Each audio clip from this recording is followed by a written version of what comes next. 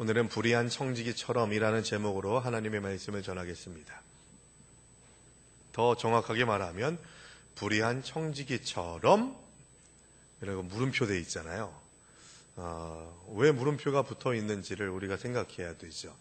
오늘 성경 말씀은 그냥 성경을 읽었을 때에 그 본 뜻을 해석하기가 대단히 어려운 구절 중에 한 구절로 뽑을 정도로 그냥 생각 없이 읽으면 그 의미가 무엇인지를 알지 못하게 되죠. 나쁜 일을 했는데 그 나쁜 일을 본받아라 라고 하는 식으로 받아들일 만한 그런 내용으로 성경이 번역되어 있습니다. 그래서 전후 문맥을 봐야 되고 성경의 전체적인 의미가 어떤 것인지를 알아야만 오늘 성경의 내용이 알려질 수가 있는 것이죠. 재물에 대한 이야기이기도 하고요. 또 세상에서 살아가는 삶의 태도라고도 할 수가 있겠습니다.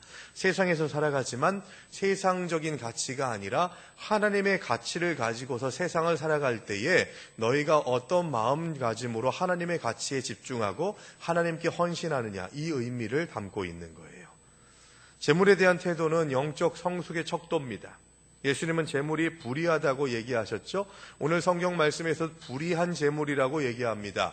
이 불의한 재물에 속하는 것은 1차적으로는 청지기의 재물이 아니라 청지기가 섬겼던 주인의 재물을 얘기하는 거예요. 오늘 성경에서는 주인이 불의한 방법으로 재물을 모았다고 하는 내용이 전혀 없습니다.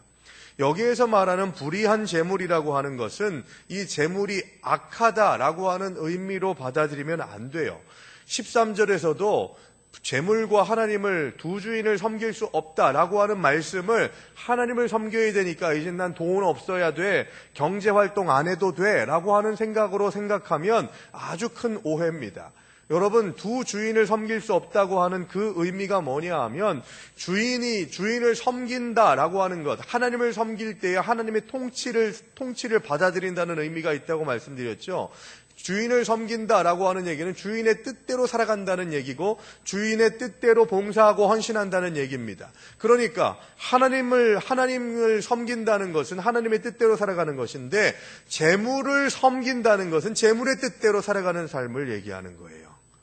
그러니까 재물을 사용하고 재물을 잘 선용하되 그것에 얽매여서 재물을 섬기듯이 살아가면 안 된다는 얘기지 재물 자체에 문제가 있다는 얘기가 아니에요. 재물 자체는 재물만 보면, 물질만 보면 이건 가치 중립적인 겁니다. 무슨 얘기입니까? 악한 사람이 이 재물을 사용하면 악해지는 거고 선한 사람이 선하게 사용하면 그 재물은 선한 게 되는 거예요. 그래서 가치 중립적이라고 얘기하는 거죠. 그것을 사용하는 사람, 사용되는 용처에 따라서 그것이 선하고 선하지 않고가 결정된다는 겁니다. 그런데 오늘 성경에서 말하는 불의한 재물이라고 하는 것은 어떤 의미를 또 가지고 있느냐? 이 땅에서만 효력이 있고 하나님의 나라에는 가지고 갈 수 없는 것, 이 땅에서만 능력을 발휘하고 하나님의 나라에서는 전혀 능력을 발휘할 수 없는 것을 불의한 재물이라고 표현하고 있는 거예요. 그러니까 이 땅에서만 가치를 두고 있다. 재물이 아무리 많이 모아져도 우리가 죽을 때 가져갈 수 있습니까? 가져갈 수 없죠. 수위에는 주머니가 없어요. 땅에서 지극히 작은 것, 오늘 성경이 말하고 있는 지극히 작은 걸 뭘로 얘기하냐 하면 이 불의한 재물, 잘못, 악한 방법으로 모은 재물이 아니라 세상에서만 가치를 가지는 이 세상의 재물을, 세상의 이 돈이나 명예나 권세나 세상적인 가치들을 가지고서 헌신하며 하나님의 뜻대로 살지 않으면 더 큰 것, 하나님의 가치, 하나님의 것에 대해서도 더 열심히 헌신할 수 없다. 그 의미를 갖고 있는 거예요. 오늘 본문의 내용을 보면 어떤 부자에게 청지기가 있었습니다. 그러니까 지금 우리 집사, 권사, 장로할 때 그 집사 아니고요. 그냥 일을 맡아보는 집사를 얘기하는 거예요. 집에서 일을 돌보는 사람. 그걸 청지기라고 얘기하는 거죠. 청지기가 일할 때 주인의 재물을 관리하고 주인의 집안 살림을 열심히 한다고 해서 그게 자기 거 아니잖아요. 청지기는 누굽니까? 맡겨진 자예요. 어떤 일을 맡아보는 자. 그래서 그 맡겨진 것들을 잘 관리하는 것이 청지기의 사명입니다. 그런데 이 청지기가 주인으로부터 소유를 허비하는 자라는 비난을 받았어요. 그러니까 뒤로 주인의 재산을 빼돌리거나 자기 마음대로 그렇게 재산을 함부로 했던 것이죠. 주인과 청지기의 관계가 하나님과 인간과의 관계라는 것을 암시하는 것으로 생각한다면 여기서 부각되는 것은 첫 번째 제가 말씀드리고자 하는 것은 뭐냐? 하나님과 우리와 인간과의 갈등 관계가 하나님에게서부터 시작되는 것은 없다는 거죠. 언제나 인간에게서부터 문제가 발생되게 된다는 것입니다. 불의한 청지기는 이제 내가 무엇을 먹고 살까 하는 그런 생각에 빠지게 됩니다. 그러면서 3절에서 뭐라고 얘기합니까? 3절의 말씀을 다시 한번 보면요, 이렇게 얘기합니다. 청지기가 속으로 이르되 주인이 내 직분을 빼앗으니 내가 무엇을 할까? 주인이 내 직분을 빼앗으니 내가 무엇을 할까? 라고 그렇게 말씀하고 있어요. 여러분, 주인이 직분을 뺏은 겁니까? 생각해 보세요. 주인이 직분을 뺏은 이유가 뭐예요? 잘못하니까 그렇죠. 그 직분을 제대로 감당하지 못하니까 주인이 이제는 세물하고 정리를 하고 너는 청지기의 직을 내려놓아야 하리라 라고 그렇게 말한 겁니다. 그러니까 무슨 얘기입니까? 자신의 직분을 빼앗은 게 아니라 문제의 발단은 주인에게 있는 게 아니라 청지기에게 있었다는 거예요. 사람들은 자신이 저지른 불의에 대해서는 뉘우치지 않고 자신이 당하는 일에 대해서만 화를 냅니다. 하나님께서 우리에게 직분을 주시고 우리에게 헌신할 수 있게 하시고 우리에게 촛대를 들 수 있게 하신 그것이 은혜인데 그 은혜의 시간들을 세상적인 가치와 인간적인 방법으로 해석하고 내 마음대로 살다가 주님께서 촛대를 빼앗아서 옮기시려 할 때에 그거 내가 뺏겼다라고 말하면 안 된다는 거예요. 하나님께서 우리에게 주신 사명을 온전히 감당하지 못하면 옮겨간다니까요. 촛대가 옮겨가게 돼요. 그래서 내가 잘못한 것이 무엇인지, 나에게 부족한 것이 무엇인지, 내 뜻대로 내 생각대로 내 임의대로 했던 것들은 무엇인지를 주님 앞에 무릎 꿇고 회개하고 점검할 수 있어야 되는 거예요. 혹시 내가 누리는 것들이 빼앗겨지거나 내가 삶을 살아가면서 하나님께서 주시는 은혜의 자리에서 벗어난 것 같을 때 이 생각을 꼭 해야 된다는 거예요. 오늘 본문 뭐라고 얘기합니까? 그렇게 착복하고 주인의 재물을 제대로 관리하지 못해서 직분이 빼앗겨지게 되는 이 청지기가 어떻게 얘기를 해요? 내가 뭘 먹으면 뭘 하면서 살까? 노동을 할까? 그건 힘들어서 안 돼. 그러면 국어를 할까? 그거 창피해서 그거 되겠어? 그거 자존심 상해서? 그래서 했던 결론이 뭐냐? 사문서 위조. 사문서 위조. 그래서 100을 갚아야 되는 사람에게 50만 갚아라. 100을 갚아야 되는 사람에게 80만 갚아라. 라고 하는 그런 이야기를 하는 것이죠. 어떤 주석에 보면 이런 얘기가 있습니다. 이 청지기가 자기 거라고 생각할 때는 그렇게 베풀지 않더니만 주인의 것이라고 생각하고 이 주인에게 그 물건이 들어간다는 생각을 할 때 그냥 막 퍼주는 그런 모습들을 보이고 있기 때문에 내 것이라고 주장하고 내 마음대로 해도 되는 것이라고 주장할 때에는 하나님의 은혜로 사용하지 못한다는 거예요. 베풀고 누릴 수 있도록 사람들을 도울 수 있도록 해야 되는 것이 하나님의 것이라고 고백하게 될 때 그렇게 고백할 수 있다고 이야기하기도 합니다. 일견 의미가 있기도 한 것 같아요. 그런데 그런 의미로 이 청지기의 비유를 생각하면 좀 완전한 그런 해석은 될 수가 없습니다. 그런데 문제가 뭐냐? 이렇게 사문서 위조를 하면서 자신의 뒤를 생각하고 잘리고 난 다음에 내가 그래도 잘 살아야겠다 하는 그런 생각을 결정하는 계기로 한 것이 범죄에 해당하는 사문서 위조였는데 8절 말씀을 보시죠. 자, 8절 말씀 가시겠습니다. 주인이 이 옳지 않은 청지기가 이를 지혜 있게 하였으므로 칭찬하였으니 이 세대의 아들들이 자기 시대에 있어서는 빛의 아들들보다 더 지혜로움이니라. 여러분, 청지기가 한 이 잘못된 행동을 가지고서 뭐라고 했대요? 칭찬을 했대요. 자, 그러면 여러분 이 오늘 성경 말씀을 읽고서 어떻게 해야 됩니까? 자, 그러면 이 불의한 청지기처럼 우리도 방법이 어떻든 간에 내가 살 수 있는 그런 살 구멍을 만드는 그런 머리를 돌리고 애써가지고 어떻게든지 좋은 결과를, 내가 원하는 좋은 결과를 얻기 위해서 무슨 짓거리를 해도 되는구나 하는 그런 생각들을 해도 된다고 하는 그런 의미로 여러분 이 말씀을 해석하시겠습니까? 야, 그래, 불의한 청지기 비유를 봐라. 교회가 좀 돈을 좀 남겨가지고 부동산 땅 투기해가지고 좀 돈 벌어가지고 더 좋은 성전 지으면 되지 하는 그런 생각들을 가지고서 나아가는 그런 방법으로 이 성경 말씀이 사용돼야 되겠습니까? 아니에요, 여러분. 잘 생각하셔야 돼요. 8절과 9절을 잘 생각하셔야 됩니다. 자, 이 구절을 보면요, 이런 얘기가 있어요. 아람어를 헬라어로 바꿀 때 오역이 된 거다라고 그렇게 이야기를 하기도 합니다. 어떤 사람들은 그렇게 얘기해요. 이래서 이 저주하다를 칭찬하다로 바꿔서 오역을 했고, 또 간교하게라고 하는 단어를 지혜롭게라고 하는 단어로 바꿔서 해석을 했다는 거예요. 그리고 또 어떤 사람들은 이 일반 문장을 의문문으로 바꿔서 읽어야 된다는 거죠. 그러니까 이렇게 읽어야 된다는 거예요. 8절의 말씀을 주인이 이 옳지 않은 청지기가 이를 지혜 있게 하였다고 칭찬하겠느냐? 라고 그렇게 의문문으로 바꿔 읽으면 그 의미가 전달된다라고 그렇게 이야기하기도 합니다. 그런데 그럴 수 없어요. 왜냐하면 이런 추정과 제안들은 오역이 됐다거나 또 의문문으로 바꿔서 읽어야 된다고 하는 그런 제안들이나 추정들은 그 다음에 나오는 이 세대의 아들들과 빛의 아들들에 대한 이야기와 연결되지가 않아요. 그리고 그 재물을 다 쓰고 난 다음에 영원한 처소로 들어가게 된다라고 하는 그 말씀도 해석되기가 어려워요.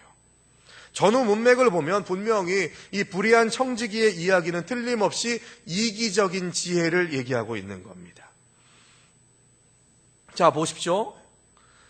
이 옳지 않은 8절 다시 한번 보시면 이 옳지 않은 청지기가 이를 지혜 있게 하였으므로 칭찬하였으니, 자, 그 다음에 이 세대의 아들들은 세상 사람들을 얘기하는 거예요. 믿지 않는 자들을 얘기하는 거예요. 하나님의 통치 안에 들어가 있지 않은 자들을 얘기하는 거예요.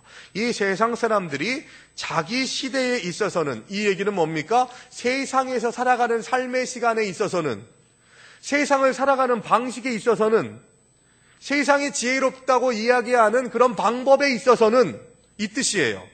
빛의 아들들보다, 믿는 자들보다, 하나님께 속한 자들보다, 주의 백성들보다 더 지혜로움이니라 라고 그렇게 얘기하고 있는 거예요. 자, 풀어서 얘기하면 뭡니까? 이런 겁니다. 자, 세상 사람들이 세상에서 더 많이 갖고 더 많이 누리고 출세하고 성공하기 위해서 머리 돌리는 거 너희들 보지. 얼마나 열심히 자기의 목적을 위해서는 수단과 방법을 가리지 않고 열정적으로 그 일을, 그 목표를 이루기 위해서 열심을 내는 것들을 너희들 보는데 너희는 하나님의 일을 할 때 어떤 마음으로 하냐? 그 얘기하는 거예요. 하나님의 일을 할 때 믿지 않는 자들이 세상에서 살아가는 방식만큼 그렇게 열심히 최선을 다해서 조금이라도 더 가지려고 노력을 하는 것, 그 마음의 자세만큼 너희도 하나님의 일을 감당할 때, 하나님의 가치를 가지고 나아갈 때 그렇게 헌신하냐? 그 얘기를 하고 있는 거예요. 부끄럽지 않습니까, 여러분? 세상 사람들의 열심을 따라갈 수 없게, 열심과는 비교할 수 없는 부족함으로 예배하고, 세상 사람들이 목적을 이루기 위해서 노력하는 그 노력보다도 기도하지 않고 찬송하지 않고 말씀으로 나아가지 못하는 우리의 게으르고 부족한 모습들을 질책하시는 내용이 오늘 성경의 내용인 거예요.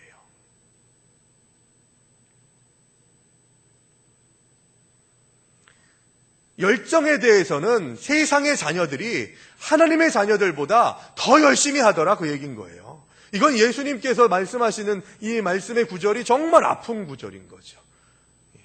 예수님이 비유로 말씀하시고자 한 게 뭐예요? 야, 세상 사람들이 미래를 준비하고 개척하는 그 지혜만도 못하게 너희가 하나님의 일을 할 때 지혜롭게 하느냐? 너희가 하나님의 일을 할 때 열심히 하느냐? 열정적으로 하느냐? 흉내만 내지. 하다가 말지. 저 세상 사람들은 목숨 걸고 주님의 일을 하고 예배드리고, 세상 사람들은 목숨 걸고 자기의 일을 하지만 예배드리고 기도하고 헌신할 때 너희들 저 사람들처럼 목숨 걸고 있냐? 라고 질문하고 있는 거예요. 9절의 말씀 보십시오. 9절의 말씀을 보시면 더 희한해요. 9절 같이 읽겠습니다. 내가 너희에게 말하노니 불의의 제물로 친구를 사귀라. 그리하면 그 제물이 없어질 때에 그들이 너희를 영주할 처소로 영접하리라. 불의한 제물로 친구를 사귀래요. 그러니까 뭡니까? 야, 저 청지기처럼 저렇게 불의하게 해. 이 얘기로 생각하시면 안 돼요. 여기에 포인트가 있는 건 뭐냐면 그 제물이 없어질 때의 그 얘기예요. 그 제물이 없어질 때의 이 얘기는 앞에 누가복음 15장에 나오는 이 오늘 본문 불의한 청지기의 비유 바로 앞에 나오는 탕자의 비유하고 연결이 돼요. 탕자의 비유에서 뭘 얘기합니까? 탕자가 아버지의 재산을 먼저 받아가지고 그 재물을 가지고서 막 탕진을 하죠. 여기저기 막 분탕질하듯이 막 쓰죠. 그러다가 그 돈을 많이 쓸 때에는 친구들이 많이 있었어요. 그런데 돈이 다 떨어지니까 어떻게 됩니까? 둘판으로 쫓아냄을 받은 거죠. 그 상황하고 연결해서 여러분들이 해석하셔야 된다는 거예요. 탕자의 비유에서의 너희의 영주할 처소, 이건 뭐냐면 바로 쥐엄나무 열매조차도 먹지 못하는 들판에 버려진 상태를 얘기하는 거예요. 자, 그럼 무슨 얘기입니까? 9절에서 말하고 있는 불의한 재물로 친구를 사귀어봐라. 이 얘기는 뭐예요? 야, 저 불의한 청지기처럼 불의한 방법으로 지혜롭게 그렇게 세상의 지혜를 가지고서 미래를 준비해봐. 그것도 다 죽음 이전에나 용납되는 그런 지혜인 거지 하나님의 나라 가서는 아무것도 아니야. 이 얘기를 하는 것이고, 또 한 가지는 뭐냐? 너희가 세상의 방법으로 미래를 준비해도 세상은 그 미래를 준비해 주지 않는다. 그 얘기예요. 너희가 돈이 있을 때에만 너희 친구가 되어줄 뿐이지 돈이 떨어지면 그들은 다 떠나게 돼 있다라는 얘기죠. 불의한 청지기가 100을 50으로 날려주고 100을 80으로 낮춰준 것을 잠시 동안은 그들이 선대하고 잘해줄 줄 모르겠지만 그건 영원한 안식으로 들어가는 영원한 평안과 기쁨과 감사의 삶으로 나아가는 방법이 아니야.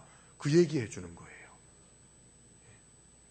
자, 두 가지 의미가 있다고 했습니다. 첫 번째는 그건 하나님이 원하시는 영원한 은혜를 누리고 영원한 기쁨을 누리는 방법이 아니야. 세상의 방법은. 그 얘기고요. 두 번째는 뭐라고요? 이 불의한 청지기의 불의한 방법을 받아들이고 따라가라는 얘기가 아니라 바로 그 불의한 청지기가 가지고 있는 열심을 가지고서 그 세상 사람들이 말하는 열심조차도 따라가지 못하는 열심으로 하나님을 예배하는 자가 되어서는 안 된다. 너희는 저 세상의 이 세대의 아들들, 이 세상의 아들들보다도 더 열심을 내서 하나님의 가치를 위해서 헌신하고 봉사하고 나아가야 된다고 하는 말씀의 의미가 여기 담겨져 있다는 것입니다. 좀 이해가 되시죠? 불의한 재물로 친구를 사귀며 환영을 받게 되는 것은 세상살이의 지혜 가운데 하나입니다. 그러나 이런 불의한 청지기 같은 생각들은 하나님이 기뻐하시는 모습으로 영원한 삶으로 나아가지 못하게 되는 일들이 주어지게 된다는 것이죠. 그러니까 여기에서 말하는 9절에서 말하는 영주할 처소라고 하는 이 의미가 무엇이냐? 전도서 12장 5절의 말씀에 보면 이런 말씀이 있습니다. 제가 읽을게요.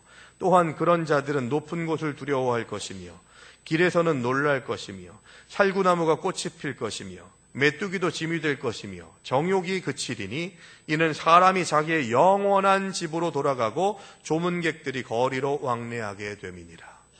자, 전도서 12장 5절의 말씀은 헛된 세상에서의 인생에 대해서 이야기를 합니다. 너희가 젊지, 지금 힘이 있지, 그러나 조금 있으면 너는 높은 곳은 무서워서 올라가지도 못할 거고 넘어질세라 걷는 것마저 무서워질 것이다. 검은 머리가 팥뿌리가 되고, 그러니까 살구나무가 꽃이 필 것이다. 이 얘기는 뭐냐면 살구나무 꽃이 하얗잖아요. 그래서 머리가 백발이 될 것이다 라고 하는 말을 비유적으로 표현한 겁니다. 원기가 떨어져서 보약을 먹어도 힘을 발휘하지 못할 거야. 메뚜기가 올라와 앉아도 되게 힘들고 지칠 거야. 그 얘기를 하고 있는 거죠. 그러면서 12장 5절 하반절에 뭐라고 얘기하냐? 영원한 집으로 돌아가고, 이건 영주할 처소, 영원한 처소라고 그렇게 말할 수 있죠. 영주할 집으로 돌아가고 조문객들이 거리로 왕래하리라. 이 얘기는 뭡니까? 이 영원한 집으로 들어간다는 얘기는 죽는다는 얘기예요. 그러니까 9절에서 말씀하고 있는 영주할 처소, 너희의 돈이 떨어졌을 때에 영주할 처소로 안내하리라 라고 하는 얘기는 아까 말씀드렸듯이 쥐엄나무 열매도 먹지 못했던 탕자의 그 자리가 죽음의 자리라고 그렇게 이야기하는 것이기도 합니다만, 진짜 죽음 이후의 삶에 대해서 얘기하는 거예요. 너희가 세상적인 가치를 가지고서 불의한 재물을 가지고서 세상 사람들을 사귀고 친구들을 사귀는 일들에 써봐라. 하나님을 위해 쓰는 것이 아니라 세상의 일을 위해서 쓰면 죽음 이후의 삶이 준비되지 않으리라, 그 얘기예요. 여러분, 제가 묻습니다. 우리는 세상의 일에 집중합니까? 하나님의 일에 집중합니까? 세상적인 방법에 집중합니까? 하나님의 방법에 집중합니까? 그거 질문하고 있는 거예요, 이 불의한 청지기의 비유의 이야기는.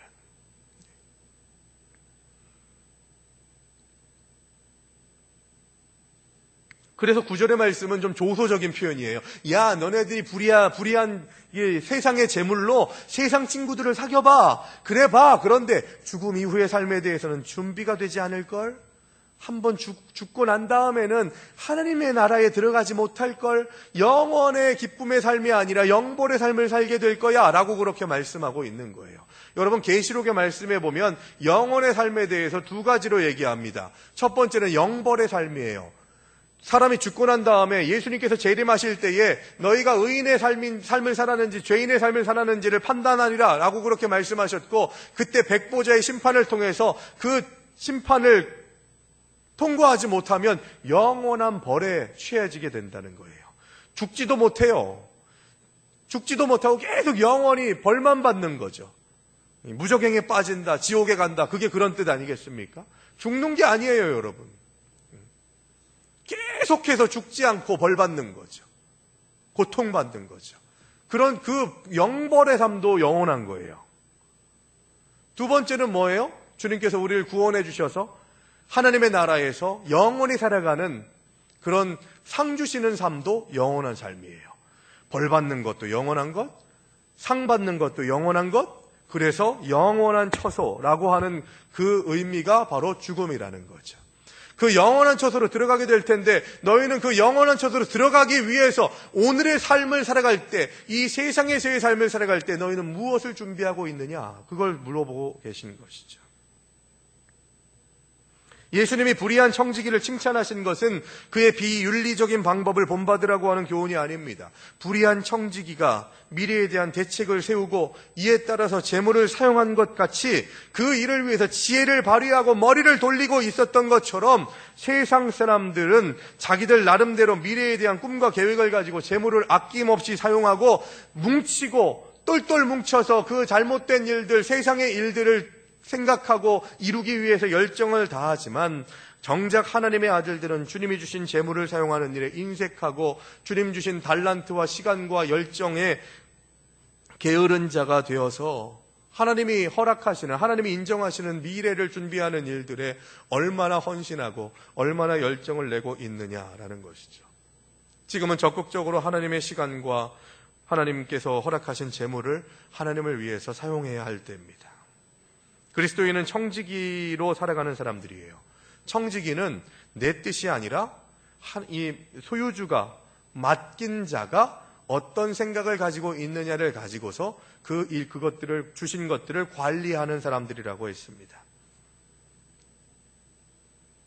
그러니까 여러분, 우리의 삶이 하나님께서 기뻐하시는 삶이 되려면 나에게 맡겨주신 것을 가지고서 열정을 가지고 주님 앞에 나아갈 수 있어야 된다는 거예요. 쓸데없는 세상의 일에 열정을 가질 것이 아니라 하나님께서 주시는 은혜 가운데에서, 주님 주신 능력 가운데에서 내가 어떤 일을 감당해야 될지를 매일매일 점검하고 그 일에 최선을 다하고 있는가, 내 인간적인 생각과 내 뜻이 반영되고 있지 않은가를 계속해서 점검할 수 있어야 된다는 거죠. 모든 것의 주인이신 하나님만 온전히 사랑한다면 우리는 물질의 노예가 아니라 선한 청지기의 삶으로 내일을 준비할 수 있습니다. 세상에서는 돈과 명예가 최고지만 하나님의 나라에서는 하나님의 사랑과 하나님께서 건져주시고 하나님께서 구원해 주시는 사람이 최고의 가치라는 것을 잊어서는 안 됩니다. 10절과 11절의 말씀을 보세요. 오늘 본문 10절과 11절 말씀 같이 읽어보겠습니다. 지극히 작은 것에 충성된 자는 큰 것에도 충성되고 지극히 작은 것에 불의한 자는 큰 것에도 불의하니라. 너희가 만일 불의한 재물에도 충성하지 아니하면 누가 참된 것으로 너희에게 맡기겠느냐. 여러분, 여기에 이 10절과 11절의 말씀을 잘 보셔야 돼요. 먼저 우리가 고백해야 될 건 뭐냐? 세상에서 너희가 돈을 가지고서 또 세상적인 가치를 가지고서 살아가는 삶을 작은 일로 생각해라, 그 얘기예요. 거기에 노예가 되지 말라, 그 얘기예요. 그게 너무 큰 것으로 고백되어서는 안 된다, 그 얘기예요. 세상의 가치를 불의한 것, 세상의 일이라고 그렇게 얘기하는 것이죠. 예를 들면 시간을 다루고 재물을 다루고 나의 재능을 다루는 일, 나의 건강을 다루는 일, 이런 것들을 작은 일이라고 표현하고 있다면 큰 일은 뭐냐? 하나님의 일인 거예요. 하늘의 가치를 다루는 일을 큰 일이라고 얘기하는 거죠. 그러니까 오늘 청지기에 비유해서 얘기하는 게 뭐냐면 세상의 가치에 대해서 가치를 가지고서 일할 때에도 너희가 온전하게 충성하지 않는데 어떻게 영원한 가치를 가지고 충성한다고 얘기할 수 있냐. 그러니까 세상에서의 작은 일이라고 말할 수 있는 재물이나 또 시간이나 내가 가지고 있는 건강이나 열정이나 계획이나 이런 것들을 하나님께 드림받은 마음으로 작은 일에 충성하고 함으로 인해서 큰 일을 받고 큰 일을 누리는 하나님의 사람들이 되어야 한다고 말씀하고 있는 것이죠. 그래서 여러분, 작은 일부터 헌신하는 하나님의 백성들 되시기를 주의 이름으로 축원합니다. 오늘의 나의 모습은요, 과거에 내가 선택했던 것들에 대한 반영이에요. 그리고 오늘의 나의 모습은 미래에 내가 어떻게 할 것인가에 대한 그런 거울과도 같아요. 그래서 오늘의 상태를 온전하게 세울 수 있어야 돼요. 오늘 내가 하나님의 뜻대로 헌신하지 못하고 하나님의 마음을 품지 못하게 되는 그 악한 요소들이 어떤 것인지를 우리가 계속해서 민감하게 점검할 수 있어야 되는 것입니다. 말씀을 정리하면서 예화를 한 가지 나누고 말씀을 마치려고 합니다. 매우 거칠고 많은 것을 요구하는 남자와 결혼한 여자가 있었어요. 그녀의 남편은 수많은 요구로 아내를 힘들게 했습니다. 이거 해 저거 해 하는데 요구한 것이 너무나도 거칠게 요구해서 내가 이렇게 살아야 되나 하는 그런 생각을 가질 정도로 이 여인은 이 남편과 살아가는 결혼 생활을 대단히 불행하다고 얘기하고 비참하다고 얘기하고 심지어는 자신의 삶을 증오하기까지 합니다. 여자는 남편이 세상을 떠날 때까지 25년 동안 그렇게 처참한 결혼 생활을 참아냅니다. 그리고 다시는 결혼하지 않을 것이라고 다짐하고 또 다짐했죠. 남편이 죽은 다음에 2년이 지나서 좋은 남자를 만났어요. 내가 절대로 결혼하지 말아야지 했는데 사람들이 건망증이 있어서 다시 결혼한다고 그런 얘기도 있잖아요. 그래서 이 여인도 건망증이 생겨서 2년 후에 다른 남자를 만나서 결혼하게 됩니다. 그런데 두 번째로 만난 이 남자가 이 여인을 너무 사랑하는 거예요. 너무 사랑해서 이 여인이 어떤 마음을 가지고 있는지, 어떤 것이 불편한지, 어떻게 하면 사랑받고 있다고 하는 것들을 알 수 있을지 계속해서 연구하고 최선을 다해서 사랑하는 사람을 만난 거죠. 두 번째 남편을 만나면서 강요하지 않고 그 기쁨과 즐거움의 삶이 무엇인가를 알 수 있는 행복한 가정생활을 하게 됩니다. 그런데 어느 날 이 여자가 집을 정리하다가 자기 코트 주머니에 있는 쪽지를 하나 발견을 하게 돼요. 쪽지를 보고서 피식 웃습니다. 그 쪽지의 내용이 뭐였냐면 죽은 전 남편에게 해줘야 될 일들의 목록들이 적혀 있는 쪽지였던 거예요. 이것도 해야 되고 저것도 해야 되고 그것도 해야 되고 빼곡하게 적혀 있는 그 쪽지를 보니까 웃음이 나오더래요. 왜 웃음이 나왔냐면 지금 두 번째 남편을 만나가지고 하는 일하고 똑같더래요.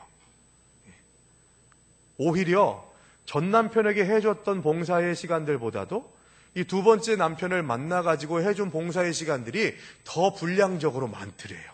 해주는 것이 훨씬 더 많더래요. 잘못 결혼한 건가요? 여러분 생각해 보세요. 이 얘기의 결론은 뭐냐 하면 피식 웃은 건 뭐냐? 전 남편보다 지금 남편한테 더 많은 것들을 해주고 더 많은 필요를 채워주고 봉사하고 헌신하고 있는데 자기에게 달라진 게 하나 있더라는 거죠. 그게 뭐냐 하면 예전에는 의무감으로 일했지만 행복 없이 일했지만 지금은 즐겁게 기쁨으로 내가 그 일을 남편에게 해주는 것이 얼마나 감사하고 고마운 일인지를 알면서 하더라는 거예요. 여러분, 믿는 자들의 충성은 이 여인이 두 번째 남편을 만났을 때에 하는 그런 삶과 같아야 돼요. 예배를 드릴 때에 전 남편의 필요를 채워주는 것처럼 내가 진짜 죽지 못해 예배 드린다, 누구 눈치 보여서 예배 드린다 하는 그런 생각을 가지게 되면 우리는 전 남편과의 그런 삶을 살아가는 것처럼 하나님의 존재를 전 남편처럼 생각하게 된다는 거죠. 성경이 말하는 모범적인 순종은 강요나 협박을 받아서 하는 게 아닙니다. 오히려 하나님을 기쁘시게 하려는 마음속에 열망이 가득한 자들이 하나님의 뜻대로, 하나님의 방법대로 재물도 사용하고 시간도 사용하고 나의 모든 할 수 있는 것들을 하나님의 방법으로 사용하는 믿음의 사람들이 되게 되더라는 것이죠. 이 시대를 살아가는 주의 백성들, 세상 사람들보다 더 못한 열정과 열심으로 하나님의 일을 한다고 생각했던 이 설교를 하고 있는 저도 마찬가지로 세상 가운데에서 세상의 것들을 가지기 위해서 발휘했던 열심보다도 하나님을 예배하고 하나님을 위해서 헌신하고 하나님의 뜻대로 살아가는 삶을 더 부족하게, 더 형편없게 감당했던 것들을 회개하면서 이 부활의 시간들을 경험하고 난 후에 부활의 증인으로서 하나님의 자녀로서 하나님의 통치에 들어가는 자들로서 살아가야 되는 하나님의 백성으로 나는 지금 어떤 열심과 열정으로 나아가고 있는지를 점검할 수 있는, 그래서 주님 앞에 회개할 것 회개하고 정리할 것 정리하면서 내 뜻과 내 생각이 십자가 앞에 못 박혀지고 하나님의 방법과 하나님의 열정으로 주님 주신 사명들을 온전히 감당하는 믿음의 길을 걸어가시는 저 여러분들 되시기를 주의 이름으로 축원합니다.